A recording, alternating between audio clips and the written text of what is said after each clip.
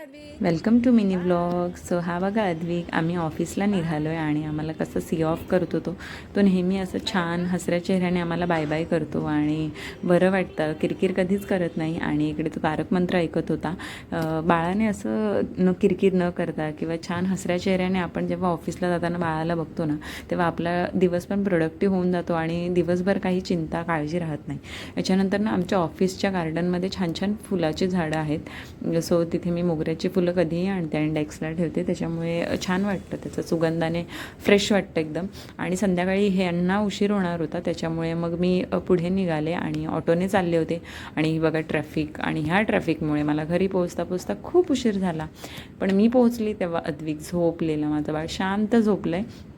आई म्हणली की तो कधीच झोपलेला, म्हणजे 5 वाजता झोपलेला आणि मी 6:15 झालेले घरी पोचता, तरी पण तो झोपलाच होता. त्याच्यानंतर मग मी फ्रेश झाले आणि इकडे अद्विक उठला. तो उठल्यावर सुद्धा असा हसऱ्या चेहऱ्यानेच नेहमी उठतो, कधीच अद्विक रडत नाही. ही गोष्ट त्याची फार छान आणि मला चांगली वाटते.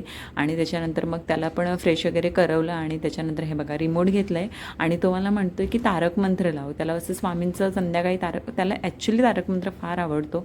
तो कुठेही असू दे, तारक मंत्र किंवा हनुमान चालीसा किंवा स्वामींचं कुठलंही भजन त्याने ऐकलं ना, अद्विक पळत पळत येतो. आणि त्याच्यानंतर हे बघा त्याचा आनंद गगनात मावेनासा झाला आहे.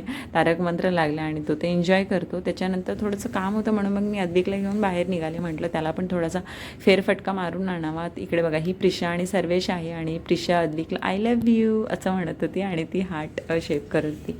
त्याच्यानंतर आम्ही निघालो आणि येऊन आज मच्छी फ्राय करायचा बेत होता, सो इकडे बागडा मी फ्राय केला. Thanks for watching. भेटूया उद्याच्या ब्लॉगमध्ये. थँक्यू.